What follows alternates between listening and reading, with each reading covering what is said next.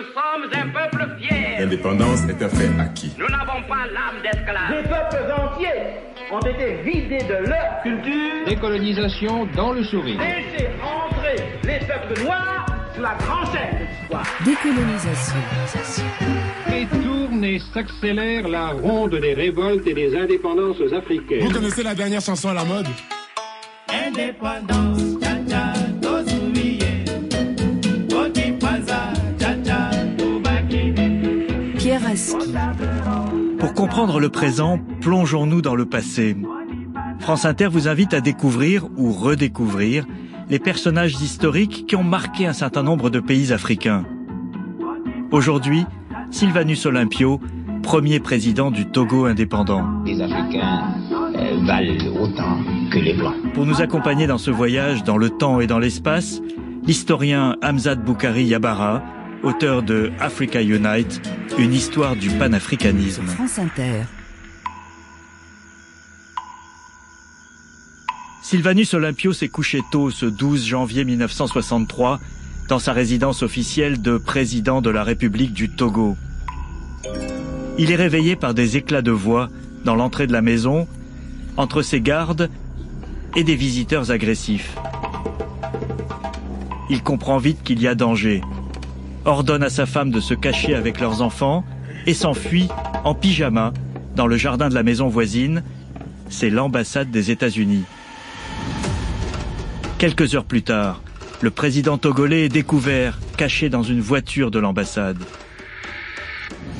Il est sorti de force et abattu de sang-froid par l'un des militaires. L'Afrique vient de vivre le premier coup d'État militaire dans lequel un chef d'État est assassiné. Un traumatisme durable pour un continent qui en connaîtra beaucoup d'autres jusqu'à aujourd'hui.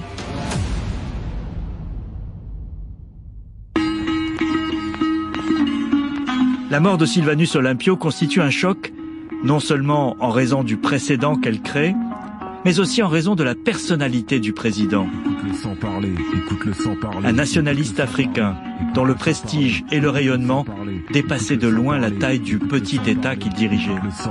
Mon père, avec cette lucidité d'un grand révolutionnaire, me fait comprendre que la peur n'est qu'une mauvaise conseillère et le doute l'entreprise du bourreau, pendant que l'Afrique compte ses morts, ses mythes et ses corbeaux. 60 ans après sa mort, le fantôme de Sylvanus Olympio continue de peser sur le destin du Togo.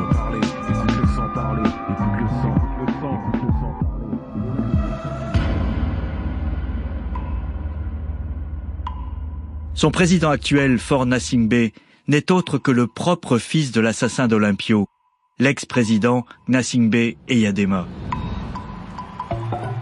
Olympio fait partie de ces fortes personnalités qui ont marqué la marche de l'Afrique vers l'indépendance. Il est le produit d'une histoire bien particulière, celle du Togo, un pays dont les frontières sont tracées par l'histoire coloniale. Voici comment, avec le langage d'autrefois, on décrivait le Togo à la radio française.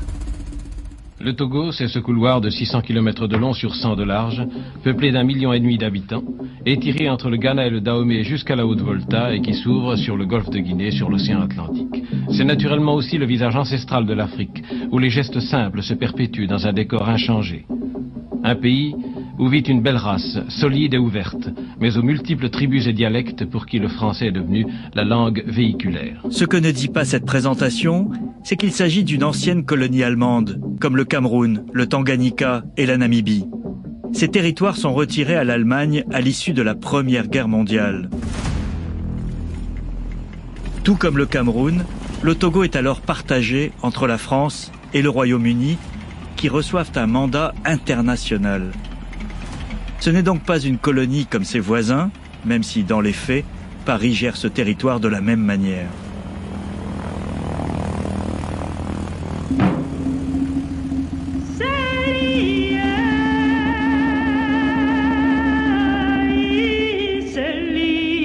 Sylvanus Olympio naît en 1902, à l'époque donc de la colonisation allemande.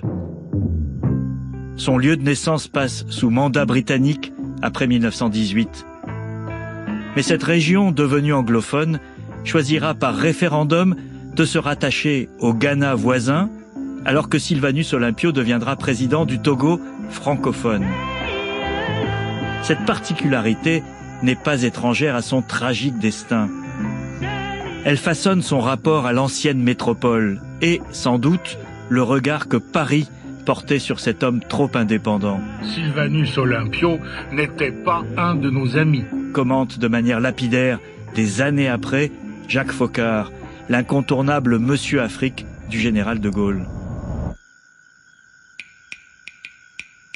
Ce destin singulier se retrouve déjà dans les origines de Sylvanus Olympio.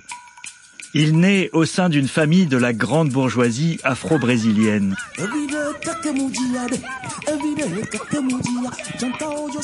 Du côté de son père, un gros commerçant, on retrouve une princesse Yoruba, le peuple de la côte nigériane, et un père d'origine portugaise, né au Brésil, et d'une mère amérindienne. Sa propre mère était esclave, achetée par un membre de la famille Olympio, puis affranchie pour devenir l'une des épouses de son père. Cette famille émancipée et prospère permet au jeune Sylvanus d'aller à l'école de la mission catholique, allemande, puis anglaise, et enfin française, au gré des changements coloniaux. Il en garde un art des langues qui le distingue. À 18 ans, en 1920, il quitte le Togo pour aller étudier à la London School of Economics, l'une des universités les plus prestigieuses d'Angleterre. Il est le premier diplômé africain de cette célèbre institution britannique. Il fait ensuite des études de droit international à Dijon, puis à Vienne. Il est donc bardé de diplômes, formé en économie comme en droit, un parcours encore peu commun pour un sujet d'une colonie d'Afrique. Mais avant de se lancer en politique, il passe par le secteur privé. Il est recruté à Londres par la Lever Brothers Company, l'ancêtre de la multinationale Unilever. Brillant, il est envoyé en poste au Nigeria, en Côte d'Or, le futur Ghana, puis dans son Togo natal. Il occupe des fonctions managériales jusque-là impensables pour les Africains. Il est ainsi le seul dirigeant dans cette génération des indépendances à avoir une expérience de gestion dans une grande entreprise privée.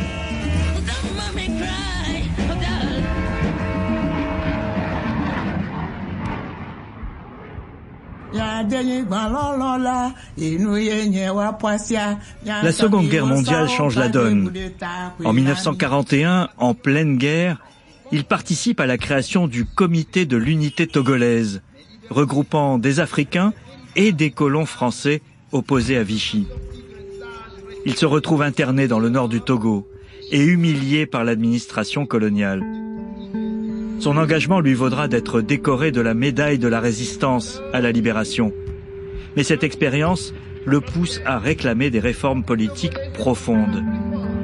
Le Comité de l'unité togolaise, le CUT, qu'il dirige, se transforme en parti politique et change de braquet.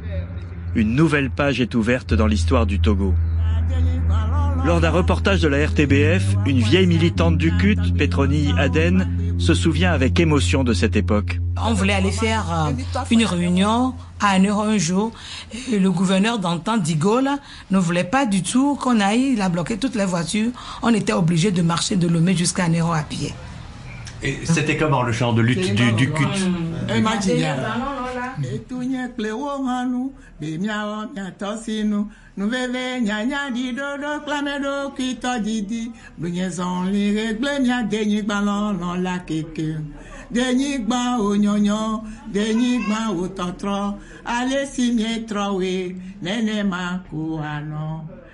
Nous sommes avec l'historien Hamzat Boukari Yabara qui nous accompagne dans ce voyage. Cette histoire particulière du Togo, colonisation allemande, mandat britannique et français, complique cette décolonisation. Comment cette spécificité se manifeste-t-elle ? Alors, le cas du Togo est effectivement particulier. Les Allemands l'ont colonisé au lendemain de la conférence de Berlin. Après la Première Guerre mondiale, il passe sous mandat de la SDN, donc partagé entre les Français et les Britanniques, ce qui est validé à nouveau après 1945. Mais dans les deux cas, on a déjà un découpage du territoire entre la partie qui est rattachée au Ghana, la Gold Coast britannique, et l'autre partie que les Français ne vont pas rattacher au Dahomey voisin, au Bénin voisin. Donc il y a une particularité du Togo qui renvoie justement à ce partage entre guillemets international et en même temps à la nécessité ou à la possibilité de créer justement un sentiment national.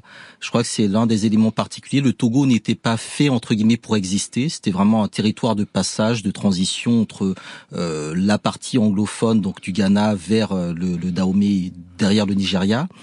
Et le contexte même de la lutte de décolonisation qui passe dans le cadre des Nations Unies va amener justement à poser le cadre national du Togo de manière un peu différente des autres territoires qui avaient une administration coloniale beaucoup plus unifiée. Et donc, par conséquent, les enjeux de décolonisation du Togo vont se jouer au niveau des Nations Unies, en mettant en porte-à-faux la France dans sa gestion de ce territoire-là, et en essayant également de montrer les insuffisances de la présence britannique à partir notamment du moment où le Ghana devient indépendant et la partie du Togo rattachée au Ghana devient également indépendante et se pose donc la question de quel Togo va être indépendant, sous quelle forme et sous quelle également juridiction. Sylvanus Olympio a un parcours personnel très riche, ses études en Europe, sa carrière dans un groupe privé, puis son entrée en politique. C'est assez exceptionnel pour l'époque, n'est-ce pas ? Oui, alors le cas de Sylvanus Olympio est très intéressant. Bon, il naît vraiment au début du XXe siècle. Il est né dans une famille bourgeoise, plutôt à l'aise économiquement, d'origine brésilienne. Donc ce n'est pas quelqu'un qui est complexé. Il part étudier très tôt en Angleterre à la London School of Economics, donc vraiment aussi dans une école UP réputée. Et après, il poursuit ses études en Europe et donc il gagne une dimension, une vision internationale très tôt, en dehors des cadres un peu militants. Il est polyglotte également, donc français, anglais, allemand, ce qui est aussi une caractéristique très intéressante. Et il va utiliser son expérience internationale pour se construire un réseau, pour se construire également une crédibilité qui fait qu'il se distingue particulièrement des autres dirigeants qui très souvent ont été associés à des luttes nationales. Dès le départ, Sylvanus Olympio s'inscrit vraiment dans les milieux d'affaires, dans cet espace où la question des négociations se pose avec beaucoup de pragmatisme, un peu différent justement des enjeux juridiques, statutaire et constitutionnel, et je pense que c'est cette formation en économie politique, puis ensuite en droit international, qui va faire de lui un cadre particulièrement accompli lorsqu'il intègre donc une multinationale de l'époque, Unilever, United Africa Company, et qu'il entre ensuite en politique où là, effectivement, il est confronté à beaucoup plus de difficultés. Médaillé de la résistance, Sylvanus Olympio s'engage dès la fin de la guerre en faveur de l'indépendance du Togo. Il va plus vite que bien d'autres dirigeants africains. D'où lui vient cette impulsion ?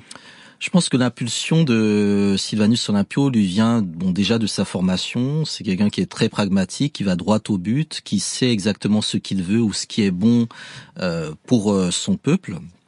C'est également un dirigeant qui a, je dirais, une vision une méthodologie, une stratégie, et qui voit vraiment la gestion de son territoire comme quelque chose d'assez entrepreneurial. Alors c'est en partie lié aussi à l'héritage colonial allemand, c'est-à-dire qu'on a toujours voulu faire du Togo cette fameuse colonie modèle, et Sylvanus Olympio rentre un peu dans ce costume du dirigeant modèle qui veut vraiment un pays propre, réglé, etc., et qui a bien compris que ce n'est pas en restant dans le joug colonial que cela se mettra en place. Donc c'est quelqu'un qui va d'une certaine manière sortir du cadre affairiste économique, donc il va démissionner de son emploi et s'engager radicalement en politique pour, je dirais, traduire un peu dans le champ politique ce qu'il avait réussi dans le champ professionnel de manière assez brillante.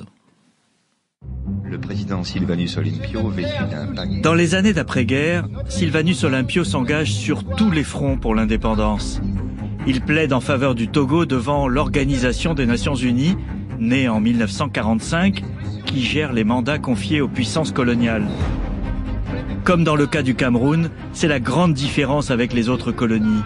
Leur statut donne un droit de regard aux Nations Unies. Les nationalistes jouent à fond cette carte. Olympio a une idée en tête, la réunification du Togo entre ses parties anglophones et francophones. Il est obsédé par la division que cette partition a provoquée au sein de la principale ethnie du pays, les Ewe. Lui-même n'est pas Ewe, mais il défend de manière éloquente l'idée que les frontières nationales respectent les peuples, là où le découpage colonial les a séparés. Il échouera. En 1951, il est contraint de démissionner de la société privée qui l'employait pour pouvoir se présenter devant le comité des tutelles de l'ONU. Ce sacrifice renforce son prestige. Renoncer à une telle réussite professionnelle pour se consacrer à l'action politique ne va pas de soi. Olympio peut se dévouer désormais entièrement au CUT, devenu le premier parti du Togo. Il y a eu des négociations. Libéré de ses obligations professionnelles, Olympio témoigne devant le comité de l'ONU. Cette année-là, un ministre de la République, un certain François Mitterrand, passe par Lomé alors que la demande d'indépendance est désormais posée. Vous savez que le ministre de la France d'Outre-mer, M. François Mitterrand, vient d'accomplir un long périple puisqu'il a parcouru ces immenses territoires constitués par le Tchad, l'Afrique équatoriale et l'Afrique occidentale française. Ce sont les impressions qu'il rapporte de ce voyage que nous sommes venus demander à M. François Mitterrand qui a bien voulu nous recevoir dans son cabinet même. J'ai pu faire escale à Lomé, Togo, où un certain nombre de problèmes tout à fait actuels devaient retenir mon attention. Le ministre de l'Outre-mer reste très elliptique. Mais les problèmes auxquels il fait référence sont ceux de l'accélération de la revendication nationaliste. Les autorités coloniales sont très embarrassées par les démarches de Sylvanus Olympio auprès des Nations Unies. Elles cherchent par tous les moyens à briser les ailes du dirigeant nationaliste dont l'influence ne cesse de croître. Elles ont recours à un moyen classique, un contrôle fiscal. Il est condamné à une amende, mais il est aussi privé de ses droits civiques. Ainsi, Sylvanus Olympio ne peut plus se présenter aux élections de l'Assemblée locale, vieille ficelle efficace. De plus, les autorités coloniales jouent sur une rivalité naissante entre deux hommes, Sylvanus Olympio et Nicolas Grunitzky. Leurs options politiques sont radicalement opposées, mais ce n'est pas tout. Ils sont beaux-frères. Nicolas Grunitzky est le demi-frère de la femme de Sylvanus Olympio, Adoa Dina Grunitzky. Tout les oppose, à commencer par la personnalité. Olympio est flamboyant, Grunitzky est effacé. Rivalité politique et donc aussi personnelle qui se poursuivra jusqu'à la mort d'Olympio. On parle alors du Togo des beaux-frères ennemis.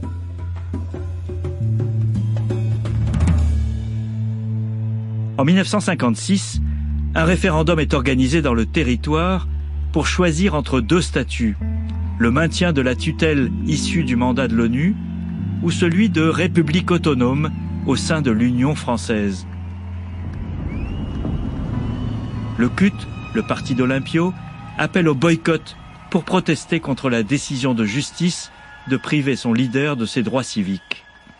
L'opposition a décidé de ne pas participer au référendum. Cette opposition, composée surtout du CUT, Comité de l'Unité Togolaise, et de son annexe la Juvinton, mouvement de jeunes, prône la réunification du Togo britannique et du Togo français au profit essentiel d'une race, la race Ewe, qui occupe les régions sud du Dahomey, des deux Togo et de la Gold Coast. Enfin, à Radio Lemay, qui commence maintenant ses émissions par le nouvel indicatif La Togolaise, qui est l'hymne de la jeune République du Togo, dont je vous fais entendre quelques mesures. Auditeur de Paris vous parle, bonsoir, à lundi, ici Pierre Pomentin qui vous a parlé de Lomé, capitale du Togo, sur le golfe du Bénin. Gaston Defferre, le ministre de la France d'Outre-mer de la 4e République, voit dans la réussite du scrutin le succès d'une France progressiste. Il aura fallu moins de 10 ans pour que votre pays passe du statut colonial à l'autonomie. Il aura fallu à peine 1 an pour que le vœu de votre Assemblée devienne réalité. Qui donc oserait dire que la France ne sait pas prendre les décisions qui s'imposent au moment propice? Qui pourrait prétendre que la France est incapable de s'adapter au rythme politique du monde moderne? En raison du boycott du scrutin par le CUT, c'est Nicolas Grunitzky qui prend la tête du gouvernement autonome togolais. Il se félicite de ce résultat sur les ondes de la RTF. Le résultat du référendum n'a fait que confirmer nos espérances. Nous aborderons avec le souci constant de faire du Togo un véritable État africain, démocratique, digne de la confiance que la grande nation française nous a faite. J'ajouterai enfin que les jours à venir doivent associer Français et Togolais dans un même esprit de collaboration où l'amitié, la loyauté et la confiance réciproque permettront seuls d'assurer le plein succès de cette grande expérience humaine. Sylvanus Olympio et les partisans de l'indépendance sont marginalisés. La manœuvre française semble couronnée de succès. Mais le leader du CUT organise patiemment sa revanche. Il dénonce des irrégularités dans l'organisation du scrutin. Il obtient que les Togolais votent de nouveau, cette fois sous supervision des Nations Unies. Le résultat est radicalement différent. C'est un raz-de-marée pour le CUT de Sylvanus Olympio. Le verdict des urnes est sans appel. L'administration est contrainte de revenir sur la privation des droits civiques du dirigeant nationaliste. De paria, Sylvanus Olympio se retrouve directement chef du gouvernement de la République autonome du Togo. Le 13 mai 1958, Sylvanus Olympio reçoit l'investiture du premier parlement élu au suffrage universel dans des conditions incontestables. La Chambre des députés du Togo accorde à l'unanimité l'investiture de M. Sylvanus Olympio. La parole est à M. Olympio, Premier ministre. Monsieur le Président, Messieurs, j'ai écouté avec beaucoup d'émotion les paroles qui ont été prononcées par Monsieur le député. Monsieur, je ne sais pas si je mérite toutes ces paroles que vous avez prononcées, mais il y a une chose que je m'efforcerai de faire, et ce sera de mériter la confiance que vous venez de me témoigner un instant.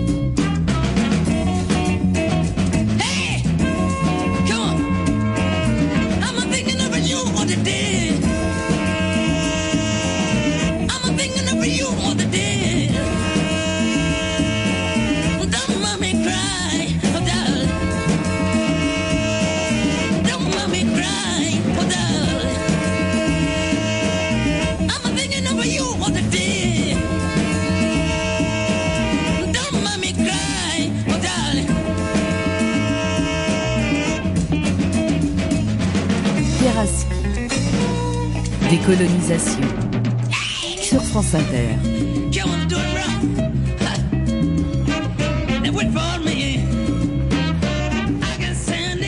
Roger Damawuzan, un des pionniers de l'afro-punk togolais, Wait for Me.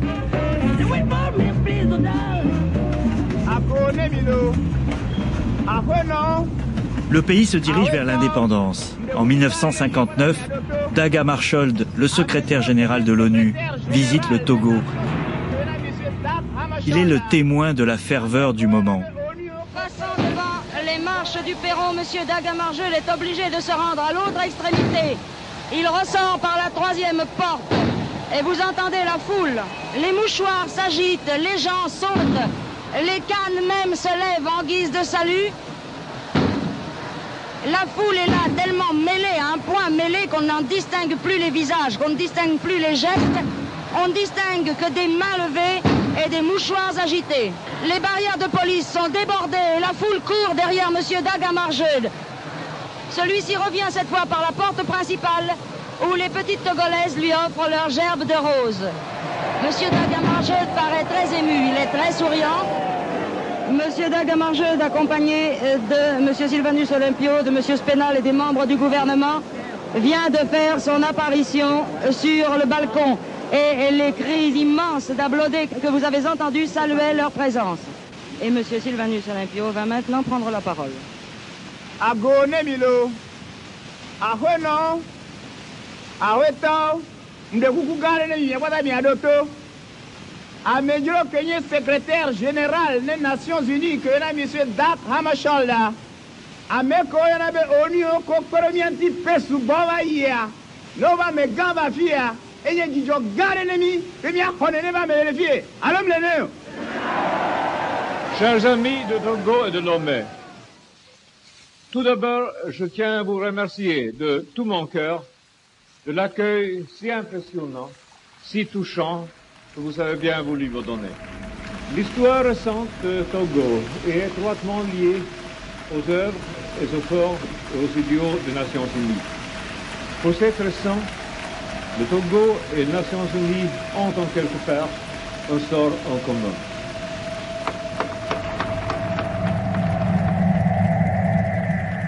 En 1960, comme la plupart des autres territoires administrés par la France, le Togo accède à l'indépendance. Avec Sylvanus Olympio à sa tête, plein d'ambition pour son pays, l'euphorie est de mise. Le Togo à l'heure de l'indépendance. Cette indépendance, M. Sylvanus Olympio en prend acte devant le représentant de la France et les délégués des Nations Unies. Et il a pu voir monter au mât le drapeau vert, jaune et rouge à étoiles blanches. Ainsi s'achève 38 ans de tutelle française sur l'ancienne colonie allemande du Togo. La France patronnera la candidature du Togo à l'ONU et poursuivra son aide financière au nouvel État. Hamzat Boukari Yabara, vous êtes historien, spécialiste du panafricanisme. L'administration coloniale, on l'a vu, met des bâtons dans les roues de Sylvanus Olympio, il est privé de ses droits civiques. Pourquoi cette hostilité selon vous ? Alors, Sylvanus Olympio dérange beaucoup la France parce qu'il n'est pas du tout dans le prototype classique des élites africaines. Il est dans une dissidence. Il a accusé d'avoir été formé par les Anglais, d'être l'homme des Anglais, voire des Américains. Et par conséquent, il est un peu insaisissable. Il n'a pas de complexe d'infériorité, il vient d'une grande famille, il n'est pas demandeur. C'est un peu quelqu'un qui suit sa propre ligne et que le logiciel colonial français n'arrive pas tellement à saisir. Et donc l'idée, c'est de le bloquer au niveau politique pour qu'il retourne un peu dans le monde des affaires, dans l'économie. Donc on lui fait plusieurs propositions. Des postes à Paris, on lui promet une grande carrière, des grandes fonctions, mais il reste vraiment convaincu que c'est sur le champ politique qu'il doit s'engager. Ça dérange énormément la France. La rivalité politique entre Olympio et Grunitzky, dont on a parlé, est doublée d'une dimension personnelle. Ils sont beaux-frères. Quelle est l'importance, selon vous, de ce facteur dans leur rivalité politique ? Alors, c'est toujours particulier parce qu'effectivement, il y a un lien de famille, même s'ils n'ont pas du tout les mêmes trajectoires. L'un, c'est vraiment construit par lui-même et allé très loin. L'autre est plus un employé, un ingénieur qui dépend vraiment du système. Donc, on est déjà sur deux profils très différents. Et je dirais qu'on est aussi sur effectivement une relation de famille qui interpelle, qui est un peu différent de ce qu'on peut voir dans d'autres cas où on a des fratricides qui ont pu exister dans l'histoire politique du continent africain. Mais dans le cas de Olympio Grunitzky, il y a évidemment une opposition politique qui, d'une certaine manière, fait disparaître la proximité personnelle et qui montre que les intérêts dépassent finalement le cadre purement familial. Comment expliquer dans ce cas-là le succès de Sylvanus Olympio face à Grunitzky ? Comment s'impose-t-il au bout du compte comme l'homme clé de la nouvelle nation ? Alors Sylvanus Olympio s'impose comme l'homme clé de la nouvelle nation parce que déjà il est à la tête du comité d'union togolaise, donc c'est vraiment le parti qui va pousser pour l'indépendance, qui va remporter les élections en 1958 face au parti togolais du progrès de Grunitzky que les Français en fait ont créé, alimenté, financé. Et Sylvanus Olympio s'entoure surtout d'un certain nombre de cadres togolais, des jeunes togolais qui font le travail à ses côtés et qui permettent de donner à sa victoire en 1958 une dimension assez populaire, ce qui n'était pas le cas de Grunitzky, qui était vu comme quelqu'un de beaucoup moins, attractif, de beaucoup moins rassembleur que Olympio. Sylvanus Olympio est différent de la plupart de ses homologues à la tête des États nouvellement indépendants. Sans doute parce qu'il a étudié l'économie à Londres et qu'il a une expérience dans le secteur privé. Il est très sourcilleux des équilibres financiers. Il a refusé la voie rapide vers l'indépendance. C'est celle qu'a choisie par exemple la Guinée d'Ahmed Sékou Touré, en rupture avec la France dès 1958. Un an avant l'indépendance, alors qu'il est à la tête du gouvernement autonome, il expose sa vision économique dans un discours au Parlement togolais. Vous savez tous sans doute qu'à sa reprise de pouvoir, votre gouvernement s'est trouvé en présence d'une situation financière dont le moins qu'on puisse dire est qu'elle était difficile. Il a fallu faire preuve d'une extrême fermeté et d'un travail soutenu de tous les instants pour ramener dans les limites raisonnables les déficits budgétaires de l'année 1958 et les réduire encore pour l'exercice en cours. Vous comprenez que celui qui doit recevoir une aide pour vivre est toujours lié à celui qui lui donne cette aide. Ne négligez maintenant aucun effort et aidez votre gouvernement dans son effort de redressement financier. Ne pas dépendre de l'aide pour vivre, c'est toute la philosophie de Sylvanus Olympio. Il rêve d'indépendance économique pour ce petit pays d'Afrique de l'Ouest, ce qui le conduit à commettre des erreurs qui ont provoqué sa perte. Pour pouvoir dérouler sans opposition son programme économique, le président choisit le mode autoritaire. Il impose le régime de parti unique. Il imite finalement le modèle choisi par presque tous les États africains dans les années 60, quelle que soit leur option politique. Olympio ne veut pas laisser les divisions politiques le détourner de la mise en œuvre de son programme d'indépendance économique. Le prix à payer est celui d'une réduction des libertés. La grande affaire de Sylvanus Olympio, celle qui doit marquer son indépendance vis-à-vis de l'ancienne puissance coloniale française, c'est la sortie de la zone franc. Un historien togolais, Tetevi Godwin, explique l'enjeu. La monnaie, c'est un des attributs essentiels de la souveraineté d'une nation. Comment vous pouvez vous dire que vous êtes indépendant quand vous utilisez la monnaie d'autrui? Non, vous ne pouvez pas prétendre être indépendant tant que vous continuez à utiliser la monnaie d'autrui. Toutes les anciennes colonies françaises d'Afrique sont alors liées à la France par la monnaie, le franc CFA. Deux zones monétaires se distinguent, l'une en Afrique de l'Ouest, l'autre en Afrique centrale. Le Togo en fait partie à son accession à l'indépendance en 1960. Mais en 1962, après d'âpres négociations avec Paris, le Togo adopte une loi qui crée une banque centrale du Togo, indépendante de celle d'Afrique de l'Ouest.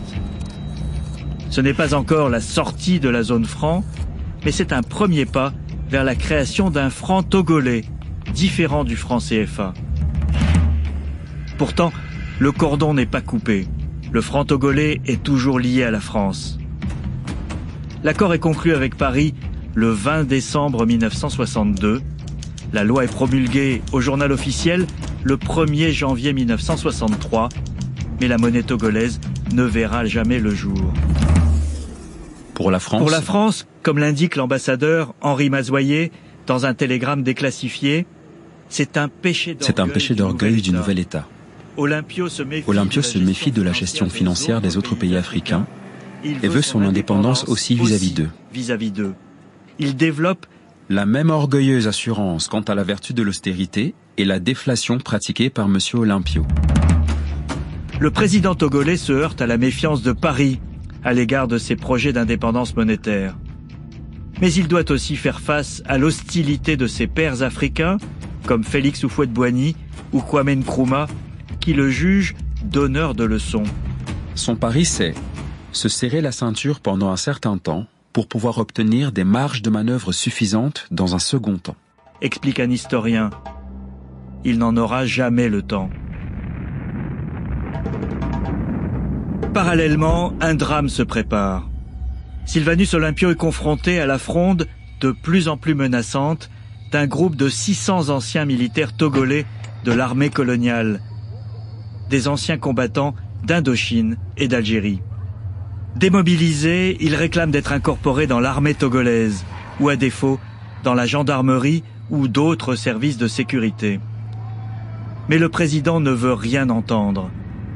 Il n'entend pas dépenser d'argent dans la création d'une armée nombreuse.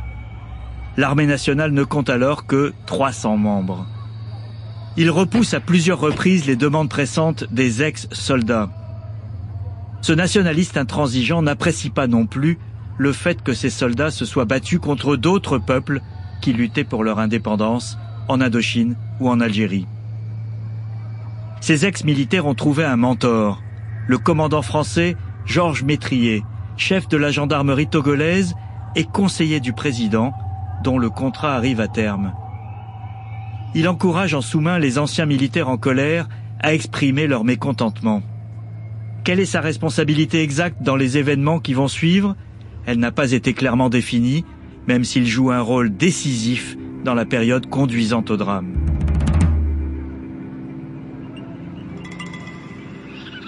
Dans la nuit du 12 au 13 janvier 1963, un commando armé constitué de ces anciens militaires de l'armée coloniale arrive devant le domicile du président Olympio. Il n'y a que 2 policiers de garde devant la grande maison de Lomé, symbole de la simplicité du pouvoir de cet homme trop confiant. Sylvanus Olympio s'enfuit en pyjama. Il se réfugie dans la maison voisine, qui se trouve être l'ambassade des États-Unis. L'universitaire togolais Michel Goé Akoué raconte la suite au micro de RFI. L'ambassadeur des États-Unis a été saisi par son gardien. Il aurait téléphoné à l'ambassadeur de France et selon donc les témoignages, ce dernier a téléphoné aux putschistes qui se trouvent là et c'est eux qui sont arrivés le petit matin le sortir pour le canarder. Nous t'avons repéré. Sors de là. Dit un militaire au président caché dans la voiture américaine. L'envoyé spécial du Figaro à Lomé, Jean-François Chauvel, a reconstitué la scène à partir des récits des militaires. Olympio est descendu de la voiture et a marché vers le portail de l'ambassade. Là, il s'est arrêté, réalisant sans doute que s'il continuait, il perdrait toute protection diplomatique. Et nous a dit qu'il ne voulait pas aller plus loin. Je décidais, c'est un homme important, et il pourrait y avoir des manifestations de foule s'il restait ici. Le sergent Eyadema était arrivé en jeep. Qu'attendez-vous? A-t-il demandé au soldat de garde. Abattez-le. Celui-ci tire au pied d'Olympio. Furieux, Eyadema lui arrache son arme et tire 3 balles. Atteint à la poitrine et à l'abdomen, le président s'écroule. Il se tord de douleur. Alors, Eyadema sort son poignard et lui coupe les veines. Pour finir, il lui tailla de la cuisse gauche avec la baïonnette. C'est comme ça que je faisais en Algérie, pour m'assurer que mes victimes étaient bien mortes, conclut-il en souriant, avant de remonter dans la Jeep avec ses complices. Ce récit, dans lequel le sergent Eyadema revendique personnellement l'assassinat, se révèle embarrassant des années plus tard, lorsqu'Eyadema devient à son tour président de la République du Togo. Bien plus tard, il démentira avoir lui-même commis le meurtre qu'il avait revendiqué avec autant de détails. Pour l'heure, les assassins d'Olympio ne sont pas prêts à prendre le pouvoir. Radio Lomé. Premier secrétaire du comité insurrectionnel vous parle. Le comité insurrectionnel a tenu sa deuxième réunion de 12h à 14h. Tous les membres étaient présents. Vu l'urgence qui a doté rapidement la République d'un appareil exécutif, le comité a décidé de faire appel à M. Nicolas Gruniski pour former un gouvernement provisoire. C'est un communiqué aussi laconique, diffusé aux premières heures de la matinée de dimanche, qui apprit aux 1 440 000 habitants de la jeune République du Togo qu'un coup d'État militaire s'était produit dans la nuit et que le président de la République, Sylvanus Olympio, avait été assassiné. Nicolas Grunitzky, le beau-frère ennemi du président, accepte de s'installer sur le fauteuil de Sylvanus Olympio, malgré les circonstances accablantes. Quelques jours plus tard, le 16 janvier, Grunitzky tente péniblement d'expliquer son choix au micro de la RTF à Paris. Monsieur le Président, pouvez-vous nous dire dans quel esprit vous avez répondu à l'appel du comité insurrectionnel et pourquoi vous êtes-vous rendu à Lomé? En fait, votre question peut paraître quelque peu embarrassante, puisque on peut dire, a-t-il répondu à l'appel des assassins? Ou pourquoi a-t-il accepté de jouer ce rôle, d'autant plus que c'est son beau-frère qui a été tué pendant les événements.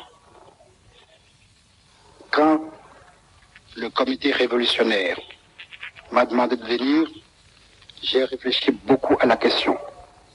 D'abord, je m'étais récusé. Le comité en insistant,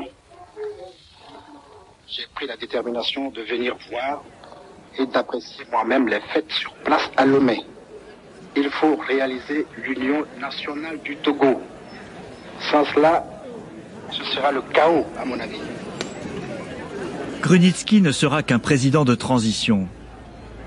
Il est débarqué en 1967 par Étienne Eyadema, l'homme qui l'avait installé au pouvoir. Étienne change son prénom en Gnassingbé. L'assassinat de Sylvanus Olympio crée un choc profond en Afrique. Le rôle de la France est questionné. L'attitude de l'ambassadeur de France dans la nuit de l'attaque, le statut et le comportement du commandant Magnier auprès des militaires démobilisés en colère. On rapporte qu'il aurait offert une prime à Eyadema pour son acte. L'hostilité de Paris à la sortie du Togo de la zone franc, envisagée par Sylvanus Olympio, une décision aussitôt annulée par Nicolas Grunitzky. Tous ces éléments convergent pour attribuer à l'ancienne puissance coloniale un rôle dans le coup d'État. Mais aucune preuve formelle ne sera jamais produite et l'ambiguïté reste de mise.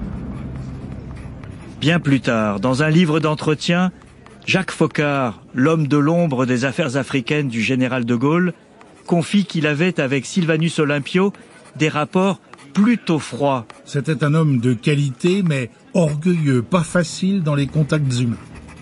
À l'opposé, Jacques Foccart qualifie Nicolas Grunitzky d'ami, dont les deux filles venaient souvent chez lui, à Luzarches. Jacques Foccart, qui n'a pas hésité à revendiquer d'autres opérations de déstabilisation en Afrique, par exemple contre Sékou Touré en Guinée, nie toute responsabilité. Somme toute, vous êtes satisfait du retour de Grunitzky au pouvoir? Lui demande le journaliste Philippe Gaillard. Réponse de Foccart. Pas du tout des circonstances, entendons-nous bien. Mais l'irréparable ayant été commis, je pensais que Grunitzky serait un bien meilleur président qu'Olympio. Bien qu'il ne fût pour rien dans l'élimination de son prédécesseur, il en subissait le contre-coup dans l'opinion internationale. Foccart rapporte aussi qu'en 1967, 4 ans après l'assassinat d'Olympio, le général de Gaulle reçoit à l'Élysée Eyadema, devenu président. Il lui dit « Vous avez tué Sylvanus Olympio, vous avez eu tort. Plus tard, vous avez pris la place de Grunitzky qui ne dirigeait pas vraiment le pays. Il fallait sans doute le faire. » Puis il lui a donné des conseils de plusieurs ordres et très précis. Ainsi fonctionnaient les rapports entre la France du général de Gaulle et ses anciennes colonies d'Afrique. Pas de sentiments, une tutelle persistante, une ingérence permanente dans la vie politique des États africains, incarnée par le rôle central de Jacques Foccart. Foccart, le seul homme qui, à Paris, voyait chaque jour le général de Gaulle. Un homme auquel il ne fallait pas déplaire, comme ce fut le cas avec Sylvanus Olympio.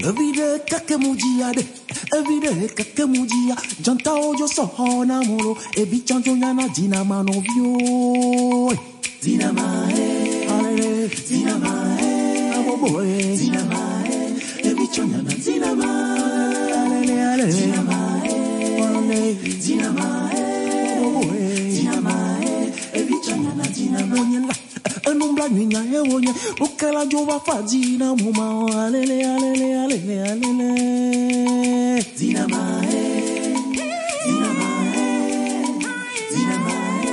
ebichona zinamae alele zinamae zinamae ebichona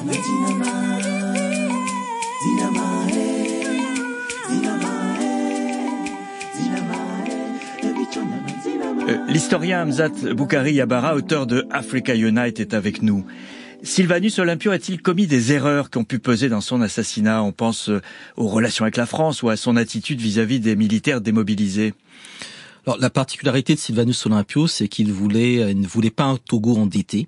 Et donc il met en place une politique d'austérité quand il prend le pouvoir, ce qui suscite forcément le mécontentement de la fonction publique, ce qui l'amène également à réduire le budget de l'armée. Donc il y avait à peu près 300 militaires, donc ce qui est très peu pour une armée. Il y avait 2 policiers qui gardaient son domicile privé.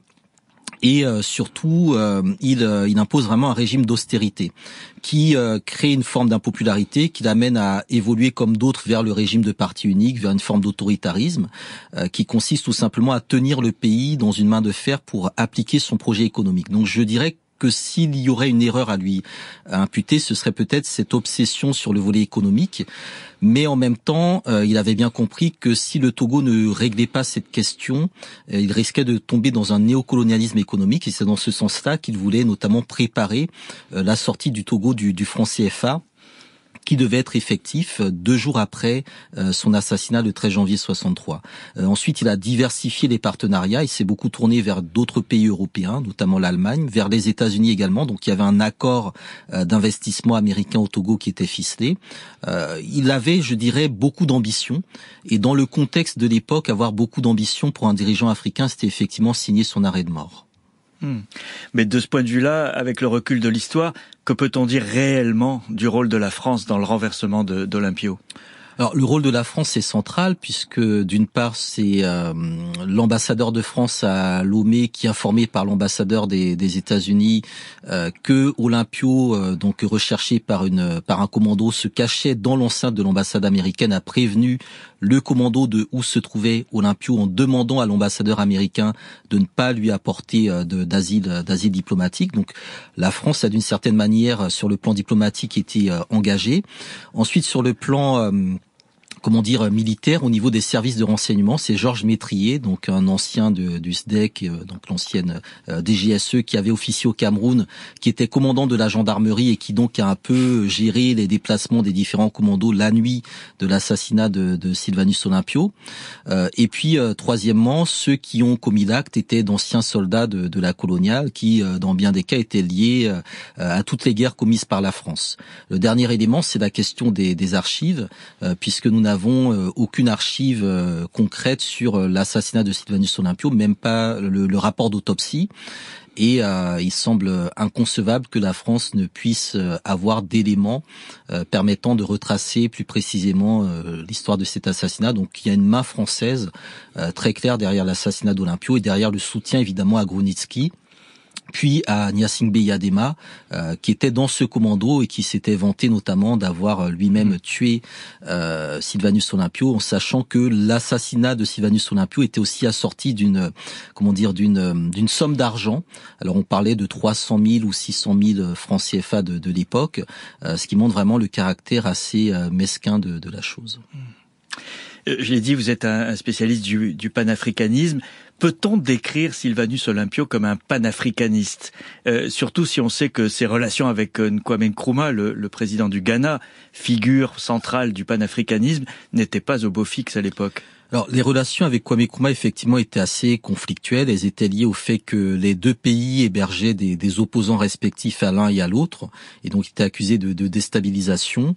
Il y avait également l'influence ou les liens avec le président du Dahomey, Hubert Maga, qui tentait de réconcilier un peu les deux. Et puis aussi la manipulation aussi de la Côte d'Ivoire de Félix Houphouët-Boigny en termes d'intox.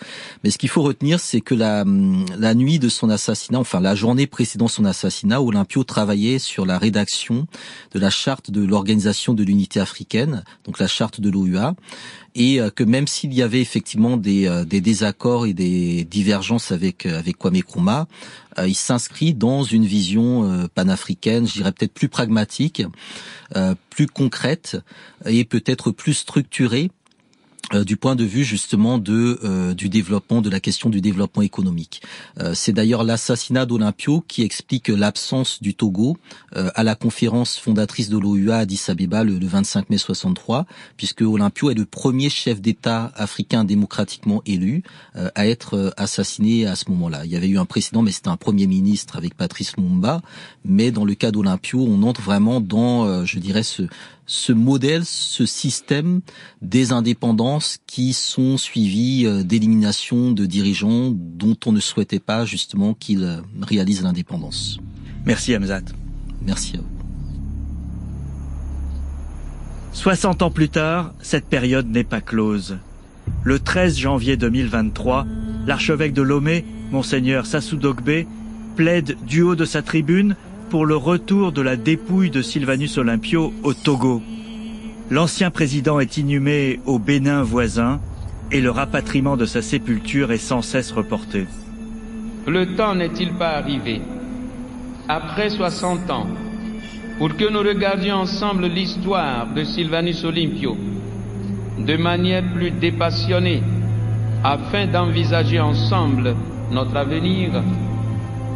Le temps n'est-il pas venu pour que la dépouille mortelle de notre premier président puisse enfin reposer chez lui, dans la terre pour laquelle il s'est battu? Le temps n'est-il pas venu pour un travail de vérité et de pardon, de vérité qui permette de lire enfin notre histoire telle qu'elle s'est déroulée? La période n'est pas close non plus lorsqu'on sait que le pays reste dirigé par Faure Gnassingbé, le propre fils du sergent Étienne Eyadema, l'homme qui avait revendiqué l'assassinat de Sylvanus Olympio. Une page d'histoire qui a du mal à se refermer.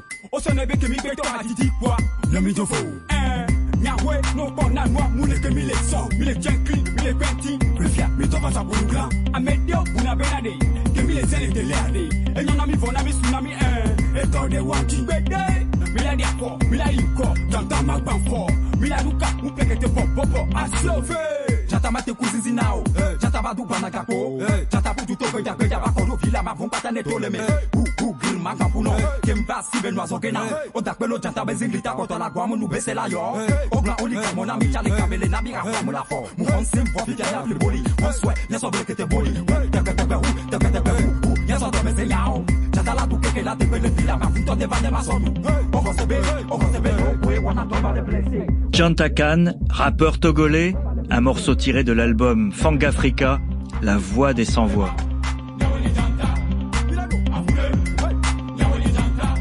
Décolonisation, une émission de France Inter. Chargé de programme, Fanny Leroy.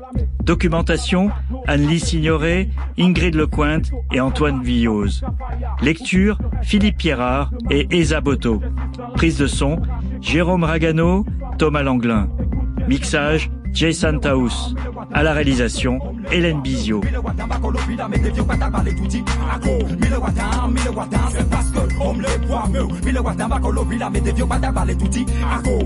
Faites comme chez vous. Dans mon palais, n'embarquez pas lettre du bonheur pour la rive salée. Jusque-là, y'en a qui nous haissent. Oh, ce n'est que le premier encore recteur, parfois mortel. Dans la donne la qui casse, on l'a manié là dans votre dame. Il est armé, n'a mais pas ma poids, ma non, épée à jamais. Mille et top, niveau, ho, ho, yé, mille et tiga, ho, ho, ho, ho. Hey, mais soit que ne connaît pas vous. hey, mais soit vous ne jata ba vous, neonyana no po janta be vovo ya ma voix, pas de photocopie yen muka fu na bigo blonda be minifio, e ba vobi ko le moitié na manque pour le lamelo, o le plan be jata mu ba do no le meka ma décrit photo la we. Alors, if you don't know me, Joe, you know my story. Le lion d'or, ils ont cru que c'est le chien.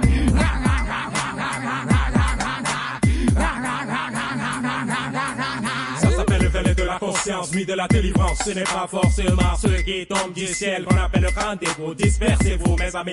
Pourquoi ignorons-nous que c'est dans l'unité nous pouvons construire notre Afrique? C'est notre seul guide. Minami momi doago, Minami momi doago. Le roi lion va tout briser. Le roi lion va tout briser. Minami momi doago, Minami momi doago. Le roi lion va tout briser. Le roi lion va tout briser. Vers l'est, je lance mes vers en parabole. Sauver le cœur inondé. Je représente mon peuple, porte-parole des yeux sur terre. Je fais le grand écart encore pour être plus à l'écart. Ça y est, mon vado coup droit dans le nez. Mais si à mes coups d'eau sur le nez. Hey, bien on est janta. Mon tien, pas comme c'est les cas. C'est depuis les cas, micro les cas. Donc, ouais, ça va c'est les cas. A fou, demi la tolemé. Pata, papa, la tolemé. Sous coulouvi, donc la fuite, n'est pas, mais dès qu'à la tolemé.